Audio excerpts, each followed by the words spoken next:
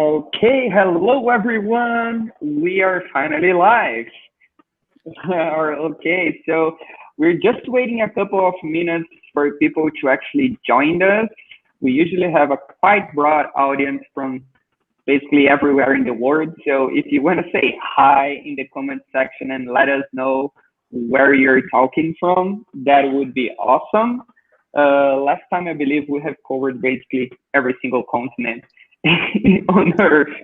So looking forward for today's section as well. So let's just wait a few more minutes for people to join us so we can get started. I got two amazing guests for today, in which I'm gonna be intro them quite soon. And I can already see some differences because every one of us is talking from a different place. I'm drinking coffee, Nicholas is drinking Red Bull, Imteaz is drinking tea. So everyone with their own on their own way. So we got Robbie in the comment section from UK. Is that where you're at, Imteaz? Yeah. I'm actually in Sydney, Australia at the moment, and it's 3 a.m. here. So I work New York hours from Sydney. So it's Awesome. a bit crazy, but it's the new world, right? Yes. And Nicholas, where are you talking from? Yeah, so I'm working New York hours from New York. I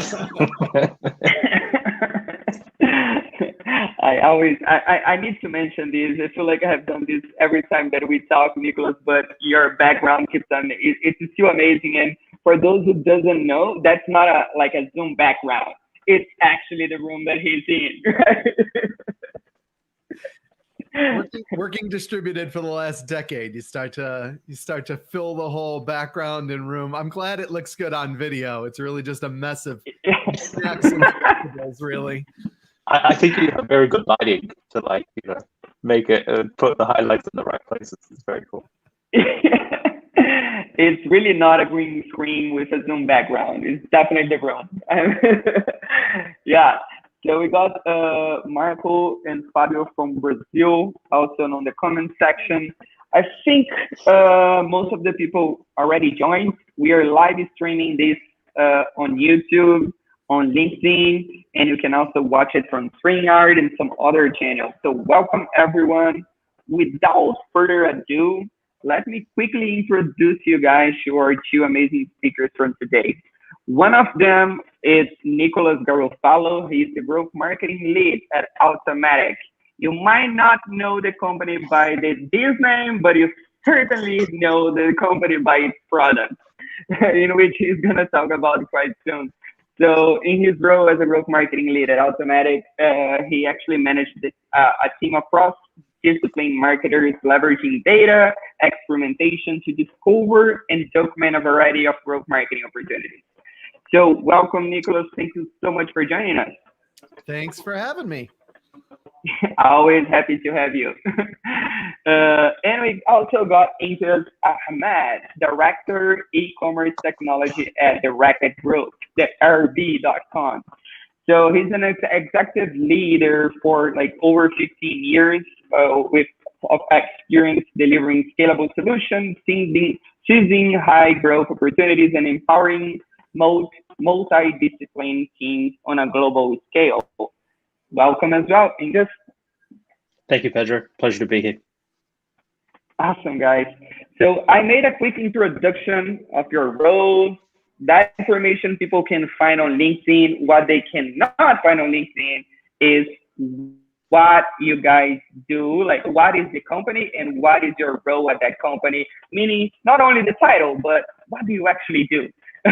Can you start with you, Nicholas? Sure.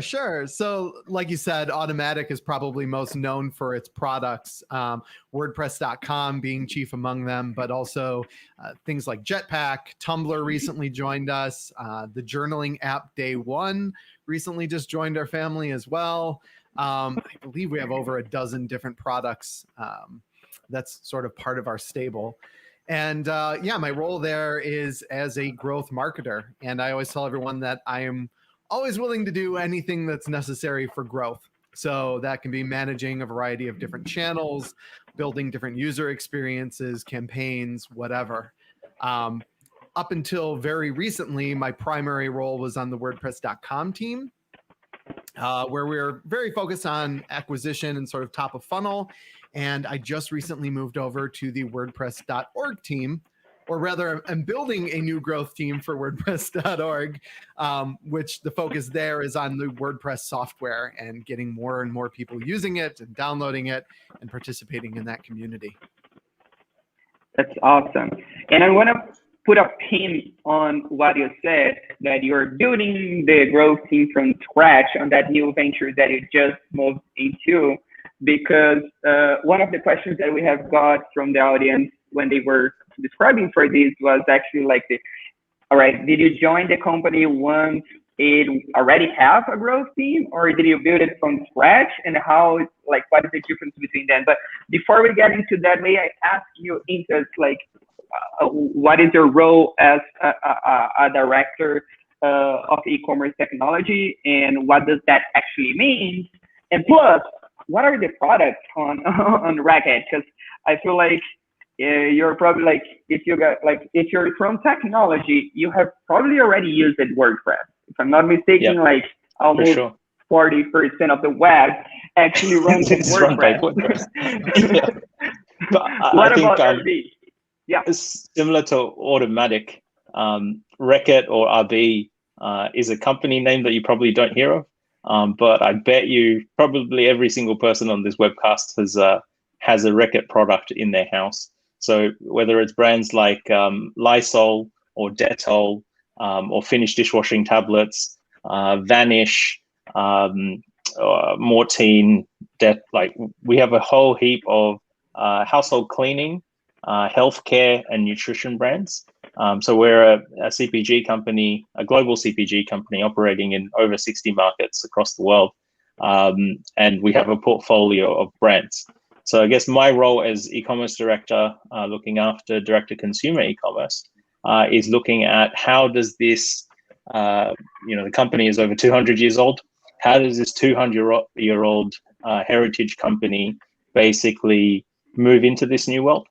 And what that means is, we've always dealt B2B. We've always sold to big box retailers. But now with, digital, now with direct access to consumers, what are the experiences that we need to design and execute against to have one-to-one relationships with our users? So, that digitization, transformation, etc., is happening right now within the organization. And my role within the organization is to kind of lead that from a direct commerce point of view. So the brand that I, primarily look after is Enfamil, which is a baby formula brand, one of the biggest baby formula brands in the US. And managing the enfamil.com website, which is, a key part of our direct-to-consumer business. But we also have other direct-to-consumer e-commerce websites like mucinex.com, durex.com, ky.com, etc. So it's, having this portfolio of brands and the websites and the businesses that power them, and developing the one-to-one relationship with the consumer, where, forever they've been used to having, they've been used to purchasing from the likes of Walmart or Amazon, but now we're trying to create new value propositions to serve them directly. That sounds amazing and quite a robust structure, which leads me to my next question. Like some of the audience was asking, like, all right, so should we have separated growth teams for each of our product division? Should we have one growth team that just runs them all? How should we structure and divide our team? So I guess there's no right or wrong answer for that, because if you're on RB with 200 products, it might be difficult to have like one that is running them all. But again, there's no right or wrong on that sense. So I would love to hear from you guys. What is the structure at your company, and if you see any benefits or downsides of having it like on both ends, a dedicated team structure for each product, or one team for them all to rule them out. So can we start with you, Nick? Sure. So, like I said, I'm actually starting a new growth team for one of our products, and that is typically how we structure things at Automattic, is having separate growth teams for our different products or different offerings or services. That said, I will say, because I've worked at a lot of places, Automattic is unique in that it's been distributed for its entire, I believe, 17-year lifetime. So there's literally no cubicle or office walls between all of us. All of the growth teams sort of function independently, but we also share a lot of information between each other. Oftentimes it almost feels like we're one big growth team. But at the same time, like our weekly reports and sort of that, the mundane day-to-day stuff is handled on a per team basis. So I guess similarly at Reckitt, like it depends on the maturity of the business. So when we are starting out, we will have a small team dedicated to growth. And as the business matures and gets to certain milestones, the milestones could be tens of millions of dollars in sales, or 50 million or 100 million of sale. Then we start to expand out the team.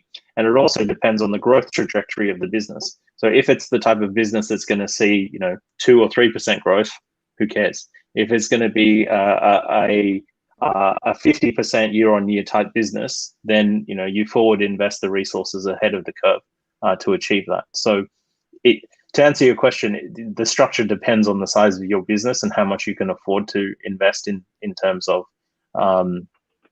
resources to realize the growth that you want to achieve. That makes sense. And let's take one of the products, for example, and say like WordPress or one division RD that already have its dedicated growth team. Inside that dedicated team, how do you guys organize yourself? Is that by growth lever, meaning acquisition, activation, retention, revenue, etc.? Is that exclusively for based on different squads with different challenges? How inside a specific growth unit, how do you structure that team? We could start with RB. So within RB, we kind of break it into 3 parts. The first part, let's call it the growth team, or a trading type team. And this is in the context of commerce, right? So the first team would be a trading growth team. The second team would be technology. And the third team would be operations, right? So within the growth team, and the tempo of this team is like hourly or daily. So they're doing different things every single day of the week. Under that, you would have acquisition, conversion, and retention. So, acquisition specialists, SEO, SEM, paid social, etc. Conversion rate optimization and the conversion, and then retention specialists, so people that are doing CRM, lifetime value measurement, and activation. The third, the middle pillar here is technology. So develop front end, back end developers, product team, product owner, etc. And the third team is your operations team that work in a very very specified cadence. So they run the same reports every week. So finance, supply chain, customer service. So they have very defined roles in terms of what they do, and they have a very defined frequency in which they actually work. So that's how the business is kind of operating at its own tempo, whereas the growth team works, based on what's happening on the news or what's happening in the media to react to it as fast as possible. Yeah, similarly for us, we try to stay extremely nimble. So our growth teams look very different depending on the products that we're talking about. For WordPress.com, that product is aimed at individuals and small to medium businesses, whereas like our VIP offering is our enterprise offering. So it's a very different funnel and very different, tactics that you're going to take there for growth. And then of course, in the case of WordPress.org, WordPress itself is free software. So we're not really selling anything. I mean, we're selling you on an idea, right? But so all of our growth teams look very, very different. And also I would say that we're never cemented in our ways, even within one of those products. For WordPress.com, I think just at the end of last year, we sort of restructured some of our teams to be regionally focused because we were starting to see in a pandemic world, we were starting to see different parts of the world behaving differently. And we decided, okay, let's structure our teams to sort of mirror what's happening with our customers.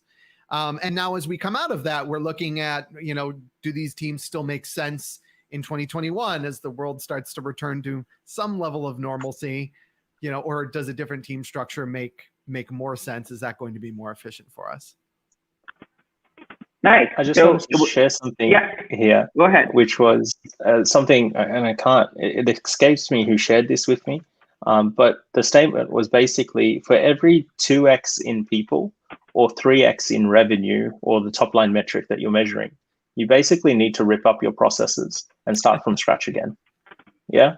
So, so if you're running a $5 million business and within 6 months, that's, suddenly changed to a $15 million business, it's not the same ballgame anymore.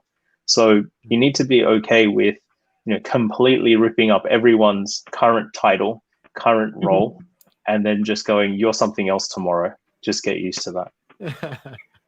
That's perfect. That quote perfectly aligns with the DNA of a growth team. That it's like kind of nothing is true forever. Everything needs to be tested and experimented and everything. So if like the size of the business change or the size of the opportunity change or how different markets behave change, you got to change as well. So I love that concept of always being flexible enough to adapt to the current reality.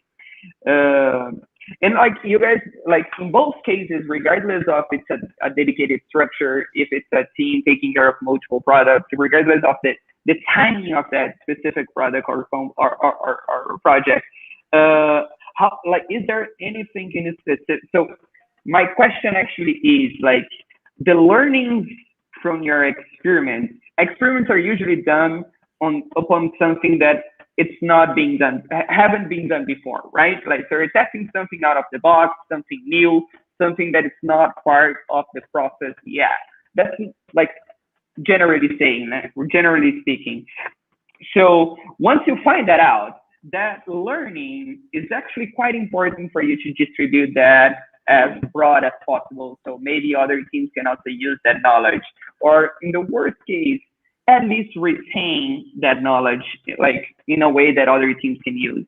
So is there any like practice that you guys actually do on a weekly, monthly routine to ensure that everything that you learn is actually spread across the organization, or at least for different growth teams? You want to start, Nicholas? Sure. So this is a great follow-up question because I very much agree with sort of roles constantly changing. That's why I go with the growth marketing lead title. I got sick of changing my title all the time.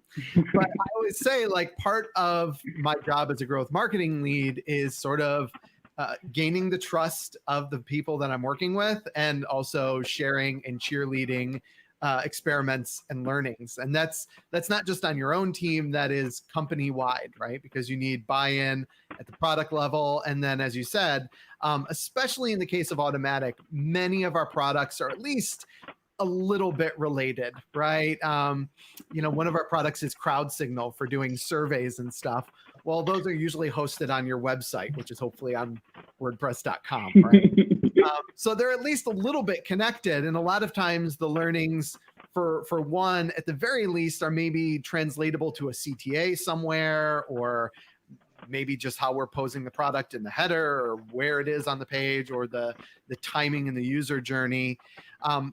So that cheerleading is really important. And for us, again, being distributed, we use P2, which is a bit like our own internal blogs for our teams. And we cross-post to those and we share those all in written form.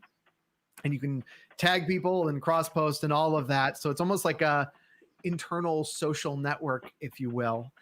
And that's how we get our learnings across to the different teams, just sort of organically tagging as many people as you think it might affect. And it kind of has this sort of, contagious like behavior where it always ends up where it needs to go eventually. Yeah. So Automattic, it's like the open source DNA actually goes not only in its product but also in its management its management style. Exactly. Awesome. And I love, like, I quote you on that, like, one of the most underrated qualities of a growth professional is actually cheerleading. I think that makes so much sense, because if you're having, like, even if it's like extreme success, but no one is actually learning about that, or it's just like, at least inside the company. So I love that concept, although it's not, we don't talk about that enough. So Yeah, you gotta stay excited. That's why I've got the Red Bull. Gotta keep the energy up. what about at RD Imteaz? Do you guys have any internal practice that for you to ensure that what one team is, like, something that one team has learned can be used by others, and like everyone is learning together, even in separated squads or groups? Yeah, so we actually use growth hackers for this. So we actually are documenting we are actually documenting all of our learnings using the experiments product. And we have, multiple regions across the world using the product. So, we allow access to other people's regions too. So, there's cross sharing between regions and brands based on what people are doing across the world. So, great plug for the product. And I swear I didn't ask that question with that. No, disclosure, I was not made to say that to be on this webcast. I'm honestly glad that you brought that up, but I didn't plan that in advance. So just for bringing everyone up to speed, for those who doesn't know about what Imteaz was talking about, we do have a growth solution, which is called Experiment. So it's basically a project management solution. And what he was referring to is the learning center. So pretty much like a repository that every task that the company does goes into that. And with the results, the qualitative and quantitative analysis of that task. So basically anyone in the company can pick that up, right? So yeah, and it's great. It works with Jira. It works with all of our developers. So it's very convenient. And for the different levels of growth that we've had across the teams across the world, it's still been very useful. So great tool. Awesome. Yeah, and picking up on that, like we have mentioned about the learning phase, right? So once all is kind of over, it falls down to what you have learned upon that task. But prior to that, usually, like, growth teams, they do have a process. Mostly when we are talking about scaling that to different teams, different product divisions, and etc. Do you guys have any playbook that you use across any squad or any teams? Like, I know that Sean had created, like, 10 years ago, the ideation, prioritization, testing, and analysis framework. But nowadays, I feel like there's so many variations of that, and each company does have to build their own. Although at the end of the day, almost always it comes back to those 4-step process. But is there any default process that you guys follow, regardless of which product, of which team, or which division? You want to start with that, Imteaz? Again, it goes back to stage of journey. Like, if you're a 3-man or 2-person team, you're just going to do it and just get running and started. So when I started on the D2C journey in RB about 5-6 years ago, I was the first person kind of here. So from learning Shopify, the basics of learning Liquid on YouTube to understand Shopify, and then working with agency partners and doing that, that was me. So no agile, no Scrum, nothing, just do it. But then as you start to scale up, as your team gets bigger, you got to find the operating tempo that works for your team. So, for our bigger teams now, we have an Agile Scrum Master. We have somebody who's, coordinating all of the resources accordingly across dev and across experimentation and growth. So, again, comes back to maturity. You need to be able to define what or work with what works for your business. So depending on what type of business that you have, it really depends. Now, I sell baby formula. People buy baby formula for about 6 months. and then they don't buy baby formula anymore. Yeah. If you're at WordPress, you want to hope that, you know, somebody stays loyal to you for 20, 30, 50, 100 years. Whereas I know that when the baby is too old, a customer will stop buying from me. So I have a very defined period of time where I can actually make money. So for that, that means, you know, in terms of all of my business processes, that needs to cater for that specific period of time, which defines, going backwards, how my team will work in order to realize that value. So if I was a software SaaS company, it would be a very different tempo and operating model in terms of, you know, how I would work. My churn is very high because people stop needing the product. But, you know, if you have a different product, you're going to have different KPIs that you're going to optimize to. That makes a lot of sense. And I also want to put a pin on something that you said, because I want to go back to afterward, after Nicholas' answer, which is like, you do have it's quite timely sensitive. Like the LTV from one and another are completely different. Like once you're in WordPress, it's quite hard to get, like, you don't want your user to get off, but you say like you have kind of like a 1 year, 6 months, 1 year span of attention to your customers. So I want to go back to mostly like the discovery process for you guys, like prior to running tasks. But just put a pin on that. Nicholas, what about you guys at Automattic? Like, how do you guys do with, like, is there a standard process across our teams for experimentation? Does anyone can do it with regardless of their leader? How does that work in terms of like process-wise? Yeah, we try to keep everything very egalitarian and democratic. So almost anyone can participate in any of the processes. Those processes do look different from product to product, team to team, just because of you know, different sales flows, different profits, even just different traffic. So, you know, sometimes we'll launch new apps like P2, which just launched last year.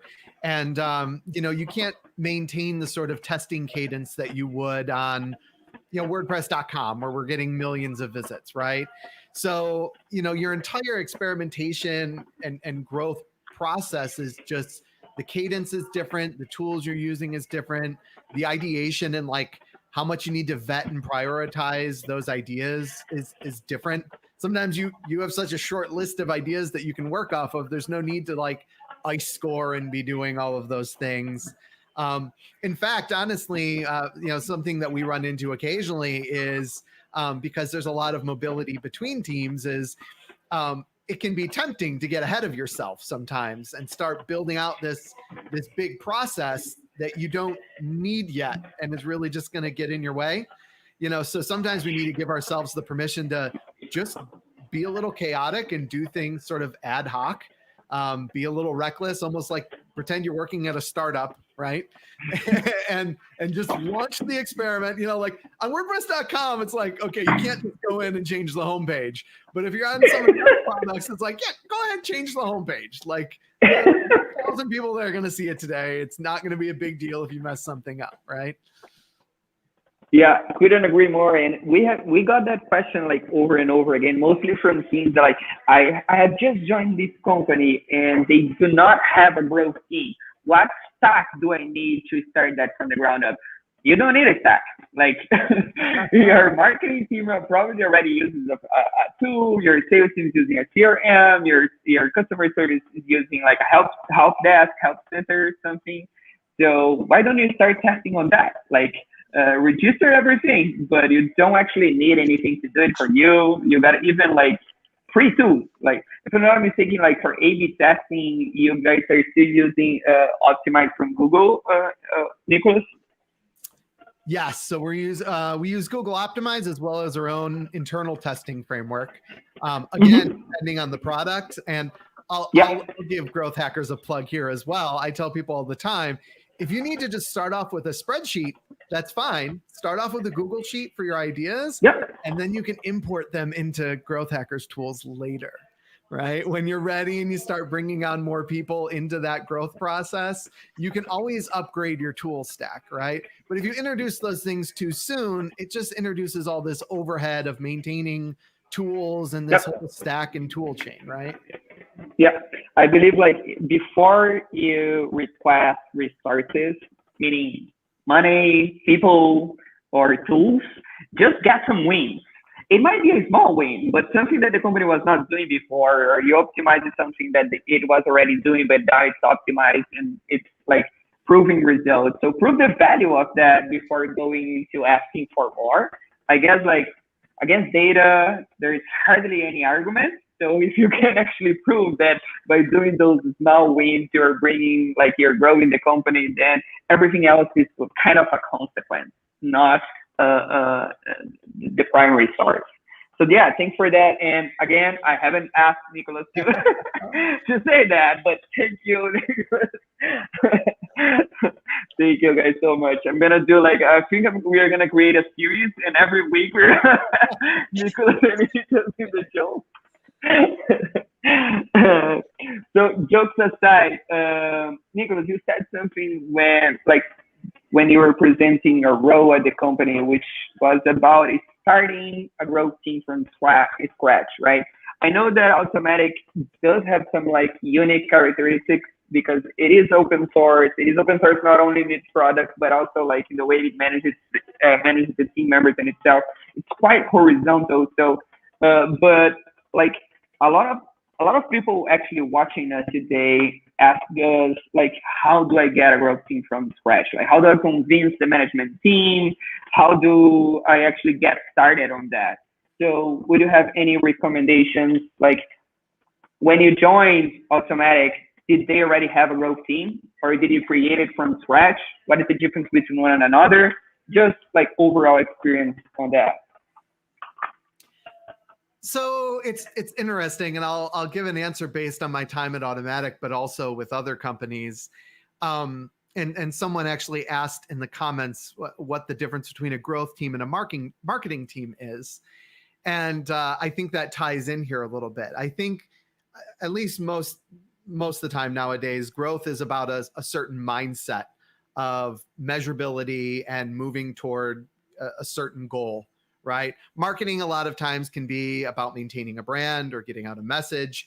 And I think a lot of times we want those two things to overlap a lot, like marketing and growth. This is why I have both in my title, growth marketing. Like those things should typically overlap. But growth mindset can also apply to engineers. It can apply to, product managers. It can apply to really anyone at the company. We say all the time that we're trying to build a growth culture. We want everyone at the company to be thinking about the customer, the visitor, the user, and what the best experience is for them. And hopefully that best experience leads to them converting or performing some kind of action that is measurable, right? So, even if you're just one person, you can start building that culture immediately, even without a dedicated quote unquote growth team. And then when you start building that culture of measurability and everything, then I think it becomes a lot easier, as you said, to start sort of proving some things out, run some small experiments and show, wow, look, we can get these measurably really good wins and these learnings. Wouldn't it be great if we had like a dedicated small team of like a marketer and an engineer and a copywriter, and if we had a dedicated team, then we could run more experiments. But again, that's a lot easier when everyone is already loving the idea of growth, right? You kind of have to market the idea. Yeah.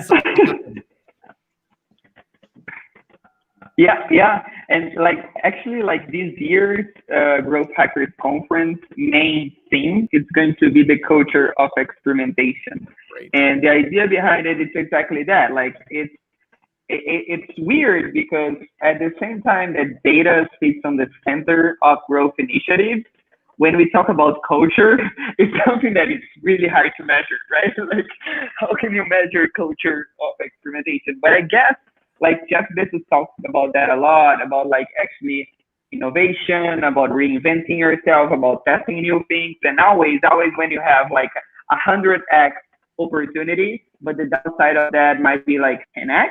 Take that bet every time. Like, go for it, test that out. You might test that in a small scale, so you're limiting the downside, but take that bet. So it's actually like part of the culture where everyone can actually just run tests, experiment without the fear. And I guess like that's the, if I would have to say like one thing that I could actually define that you do not have a growth culture, it's when people are afraid of running tests. like like if we're like afraid of the downside of running tests. So that's kind of like a bad sign. I think you've just nailed it there, Pedro, when you said that, because no tool, no technology, no new platform is going to solve for culture. So if you don't have that mindset, and if you don't have a team of people, I say team, if the people around you don't believe in small scale failure with ultimate upside, then you're never going to do anything. You're just going to sit on your hands and do what you've done every single day of your life. So definition of an idiot is doing the same thing over and over again and expecting a different result. So I guess, in terms of building that out, it is taking risk, and it is being okay with risk, and, understanding what is the upside versus the downside. If the upside is very good, then let's go for it. As long as the cost of failure is nothing, just do it. What do you got to lose?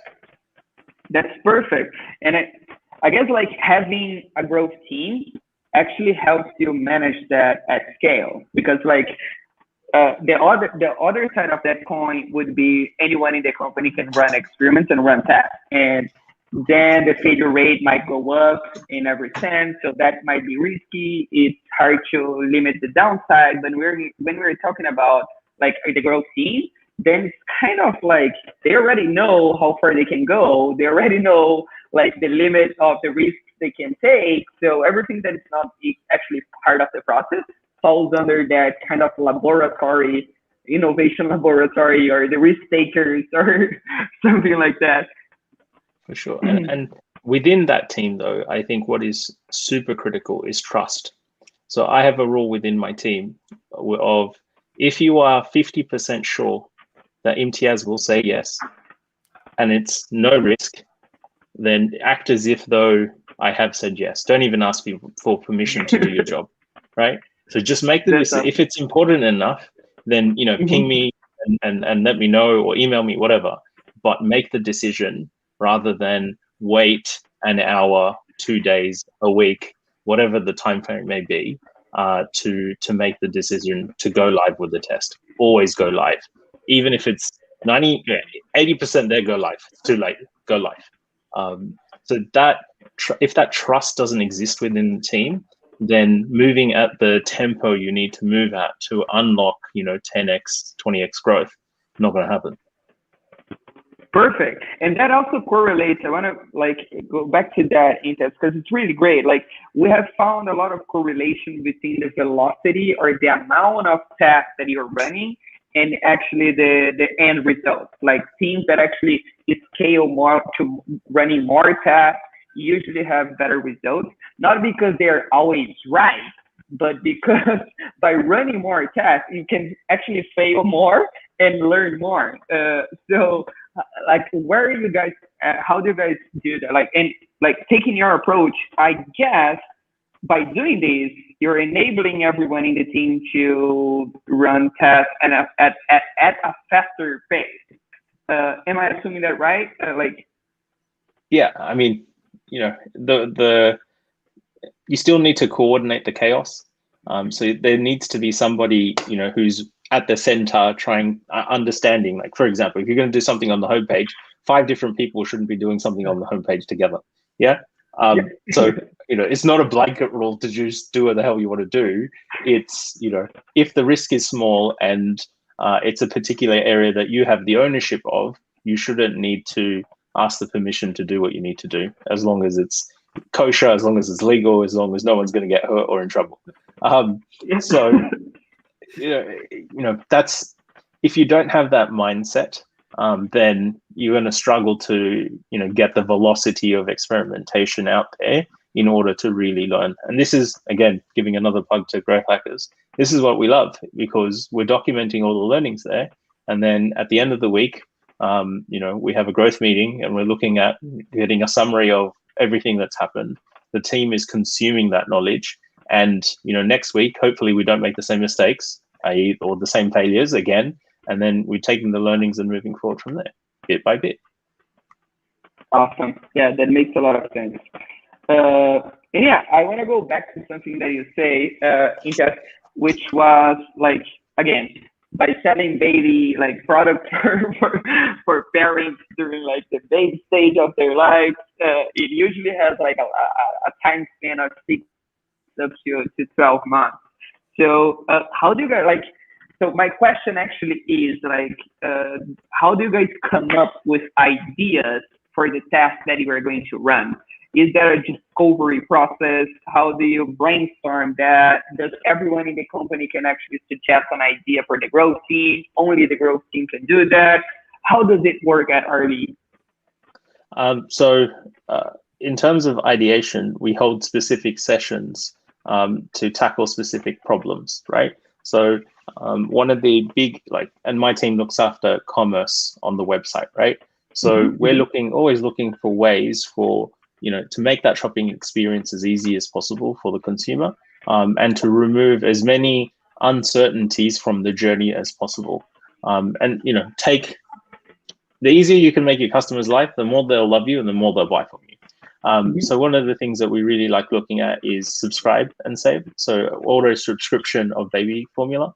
So if we come to a specific problem, if we come to a specific opportunity, we will workshop that and bring in cross-functional team members. So whether that's not just, our conversion rate optimization specialists, but also, other people from other business units that don't necessarily work in my team, but they're mums and they buy online, and they do, they would be a potential customer. That's one side. The other side we bring in is our customer service team. So people that are actually on the phones or on live chat with our consumers, like getting them to go through the entire process and giving us direct feedback. And another tool is usertesting.com. So as we're designing new interfaces or new designs to kind of solve the problems that we've identified, we're getting that real-time feedback, or very close to real-time feedback in terms of, how are we solving for that particular issue or problem at the time. Makes tons of sense. And is that similar at Automattic, or is it different, Nicholas? Yeah, this is where that growth culture really helps you out. I find that many times the best ideas, whether for experiments or just growth tactics in general, come from people that aren't on your team, because it's not out of box thinking for them. They're always outside the box. So it's easy for them to come in. And even though sometimes they will come in and have a very out there idea, oftentimes you can take that and tweak it just a little bit and try something brand new that may end up being the big win that you're looking for. I think when you have a team dedicated to growth, you can sometimes fall into the trap of optimization, where you're just incrementally making things a little better all the time, but you're not really ever, just taking a big swing out of the park and trying something radically new. An example for us for WordPress.com was in 2020, we launched education products. So we started building out courses for podcasting and for blogging and for all of these things, which was a new arena for us. And that's proven to be really successful. And that's not something that was part of any of our existing channels or anything like that. We grabbed a few of our happiness engineers, our customer service people. We grabbed a few marketers and we're like, hey, what if we just try this thing, right? Yeah, completely agree. And like something that you said, like expanding on that, like both, if I'm getting this right, both of your teams are mostly focusing on the acquisition and activation side of things, right? but you also run experiments within the product to achieve that. Sometimes like the onboarding process, sometimes the form of the website, meaning sometimes it goes beyond your reach within the company. So you might have to use resources from the product team, from the marketing team, from the sales team, or whatever else.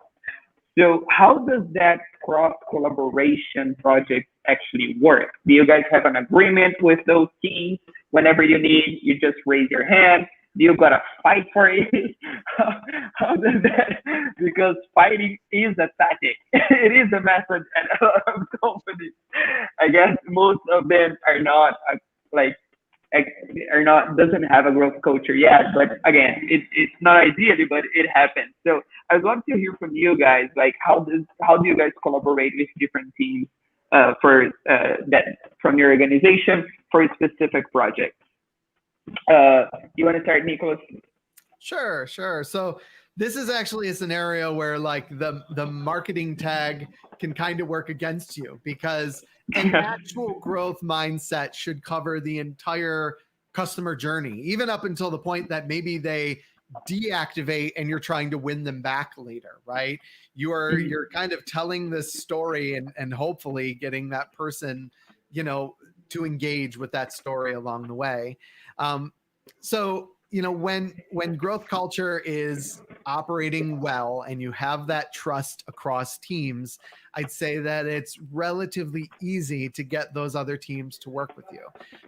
Specifically, like using your example with the product team, if there's something that you can do, whether it's early in the process or maybe even dipping and reaching into product, that's going to engage a customer and help retain them. Retention is often one of product's primary metrics. So just like we appreciate, on marketing, ideas from other teams in terms of acquisition or those sort of things, product teams are usually really happy when you can provide some sort of insight on oftentimes small things that they can do to retain customers and keep them using the features and things that they're developing. Makes tons of sense. What about at RB? How do you guys do that?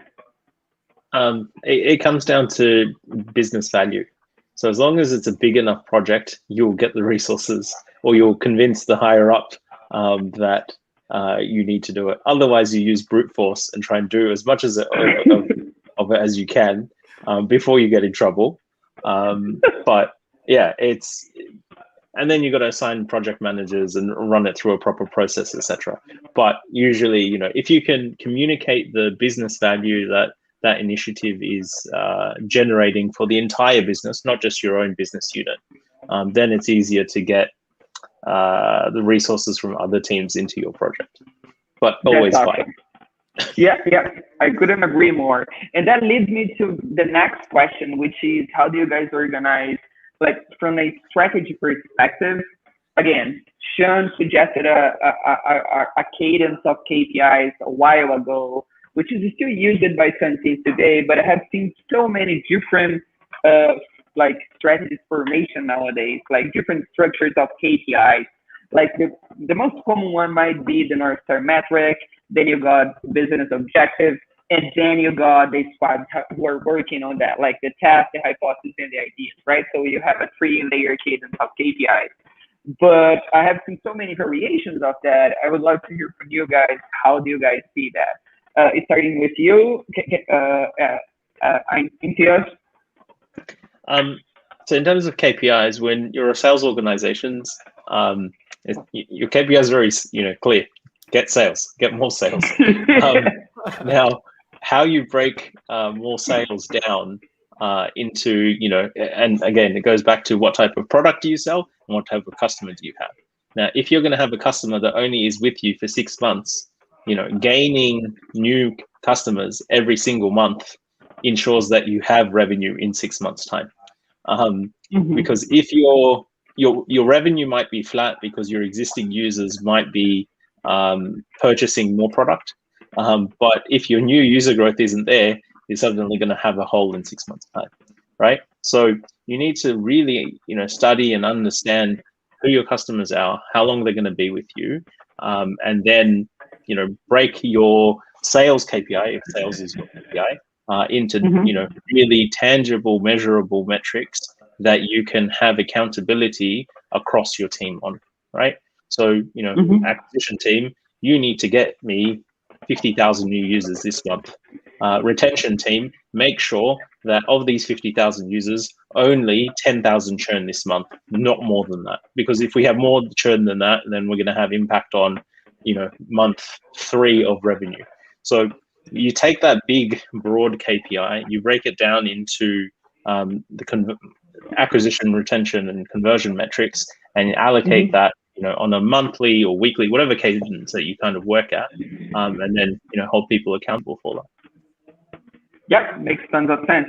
So kind of like a 2 or 3 layer, like the tasks are actually the bottom. So you could say that it's a 3-layer cadence, right? You guys use North Star metrics or not? Yep. Yeah. So the way we've kind of used North Star metrics is more about what is, let's say, the secondary business KPI that we have. So the first, as a sales team, it's always sales. But we might have a focus, for example, to grow our subscriptions. So to grow our renew orders, because we know that's a very strong part of our business. It might be to extend the value of our subscriptions, for example. So instead of, how do we get people to spend another $50 more throughout their lifetime value rather than to churn too early, for example. So we kind of use that as more of a dedicated focus for a period of time, and we're very open to changing that. But ultimately, as a sales organization, our focus is sales. Yeah, it makes sense because, and just to add upon that, I guess like that's the right way to evaluate success for the team. Meaning, have you achieved your objective? It doesn't matter if the ideas have failed, but like if 9 out of 10 failed, but the one that you got it right actually helped you achieve your main goal, that's success. That's not failure. Really? So you should be measuring the success of your team, not based on the experiments that fail or work, but the ones that actually work led you to actually move the needle to where the rest of the company was expecting you. So if yes, then that's pretty much success, at least in my opinion. Very cool. Awesome. And what about at Automattic, Nicholas? So for us, it's interesting because all of our products are very different. I mean, for our enterprise offering, it might take 6 months to convert a potential user there because these are massive companies like Disney, right? Or colleges, right? So many times they're very slow to make final decisions on these things, and they're going to be sticking around for a really long time. Conversely, some of our products we give away for free. So the metric of success there is very different than something that we're selling. So, each product has its own metrics. I would say that what's important is that within each of those products, you do have a North Star metric. We oftentimes don't refer to them as a North Star metric, but a primary metric that you're tracking that's at the top of all your dashboards that communicates ultimately what you're trying to do. Is it to build your subscriber base? Is it to build your revenue? Is it what is it? So that way all of the teams within that product are moving in the same direction. And then of course, yes, each team within that is going to have their own objective metrics, maybe on a campaign basis or a channel basis, but those should all ladder up to that primary metric that you're trying to move. And then I guess the other layer that we add in, especially for experiments, is health metrics. We use those all the time. Essentially metrics that you're hoping either improve alongside your primary metric or don't move at all, right? So you don't want to increase sales while hurting retention, or increase the number of leads while decreasing the number of sales. So having some secondary or health metrics in there saying, hey, while we try to improve this, let's not break this other thing that's going on right now. It makes tons of sense. I guess one last question that I got for you guys. actually two last questions. We are almost at the last 5 minutes here. So, like, how do you guys prioritize the tasks that you're going to run in your next sprint? I know, like, most people are familiar with the ICE framework, impact, confidence, and easy, but nowadays there are tons of possibilities. So I have seen even some people measuring by the cost of the lead compared to the resources that you have available. So kind of like different complex structures, but I would love to hear, how do you guys do? So from our end, we're actually we're still using ICE, but for us, it's also, the most important factor of it is the business value that it has to deliver versus the time and resources it's going to consume. Yeah. So if it's got massive potential, but it's going to take me 2 years to deploy it across all of the things, I'm not interested. But so value versus cost, both from a resource and time point of view. Yeah, and I guess like ICE is the first one that came up, but I guess like simplicity is the ultimate form of sophistication. Like it still works quite well. So I like, personally speaking, I don't like big equations. So for you to prioritize, like those three criteria kind of cover most things. But